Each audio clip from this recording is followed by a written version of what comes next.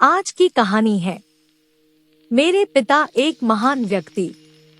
यह स्टोरी शुरू होती है जब मैं घर से गुस्से में बड़बड़ाते हुए निकल आया था और बस स्टैंड की तरफ आगे बढ़ने लगा। मैं मन ही मन बड़बड़ा रहा था, पता नहीं कितने पैसे छुपा के रखे हैं, लेकिन मेरे लिए एक बाइक नहीं ले सकते। अब मैं यहाँ से चला जाऊंगा और तब तक वापस नहीं आऊंगा जब तक मैं खुद के पैसों से बाइक नहीं खरीद लेता। इतना सोच ही रहा था तभी मेरे पैर में मुझे कुछ चुभने का एहसास हुआ। नीचे देखा तो समझ आया कि जल्दबाजी में पापा के जूते पहन आया हूँ। उन जूतों में कील उभरी हुई थी जो मेरे पैर में बार बार घाव किए जा रही थी, लेकिन उस समय गुस्सा अधिक था तो मैं बड़बड़ाते हुए आगे बढ़ गया। एकाएक मुझे याद आया कि मैं पापा का पर्स भी साथ ले आया हूँ। मेरे खुराफाती दिमाग में एक ख्याल आया, क्यों ना आज पापा का पर्स चेक किया जाए, जिसे आज तक उन्होंने किसी को हाथ तक नहीं लगाने दिया था। पता नहीं कौन सा खजाना छुपा है इस पर्स में जो किसी को हाथ नहीं लगाने देते थे।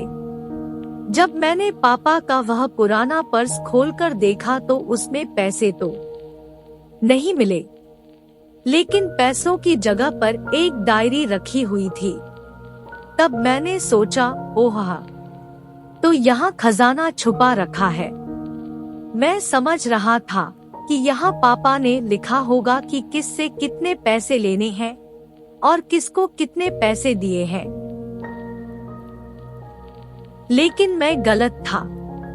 जब मैंने उस छोटी सी डायरी का पहला पेज खोलकर देखा तो वहाँ पर जो लिखा था वह थोड़ा सीरियस कर देने वाला था।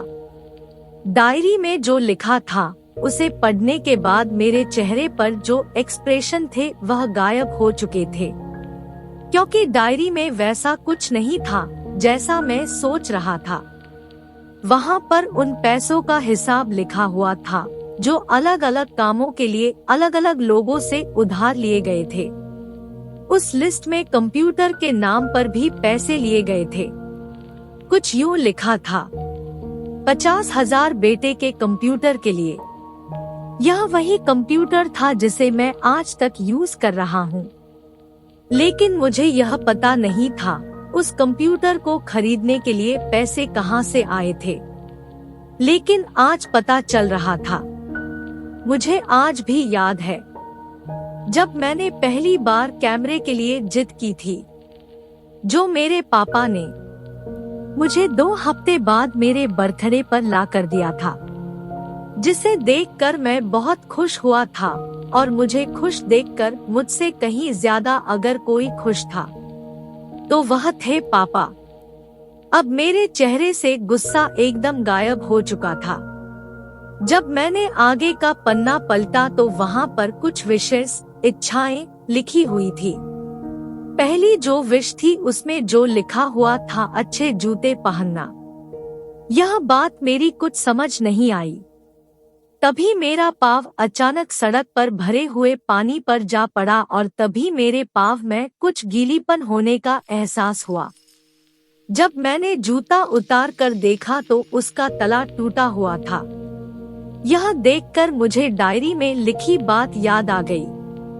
तभी मुझे माँ पापा की कही बातें भी याद आ रही थी कि कैसे माँ जब कहा करती थी पापा से, अब तो जूते पुराने हो गए, नए ले लीजिए, तो पापा अक्सर यह कहकर टाल दिया करते थे, जूते अभी और चलेंगे, अभी कुछ दिन पहले तो लिए थे। मुझे आज समझ आ रहा था कि कितने दिन और चलेंगे। साथ ही साथ यह भी समझ आ रहा था कि पापा पर्स को क्यों छुपा कर रखते थे। तभी उस डायरी को पढ़ते हुए बस स्टैंड पर पड़ी बेंच पर आकर बैठ गया। अब उस डायरी का आखिरी पन्ना बचा हुआ था। उस पन्ने को जब मैंने पलट कर देखा तो वहाँ कल की डेट लिखी हुई थी। तारीख के नीचे लिखा हुआ था 50,000 रुपए बाइक के लिए। बस इतना पढ़ा और दिमाग सन्न रह गया। अब मेरे मन में कोई शिकवा गिला नहीं बचा था। बस मेरी आंखों से आंसू चले जा रहे थे। मुझे आज तक नहीं पता तब मैं क्यों रोए जा रहा था। अब मैं जल्दी से घर की तरफ भागा, लेकिन जूतों की वह कील पाँव में अब तक घाव बनाने में कामयाब हो चुकी थी। मैंने जूतों को रास्ते में ही निकाल कर फेंक दिया और भागते लड़खड़ाते हुए घर जा पहुंचा, लेकिन पापा घर पर नहीं थे। मैं समझ गया वह कहाँ थे। मैं सीधा पास वाली बाइक एजेंसी की तरफ भागा।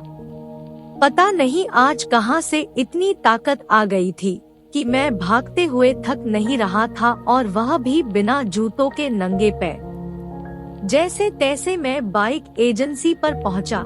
पापा वही थे।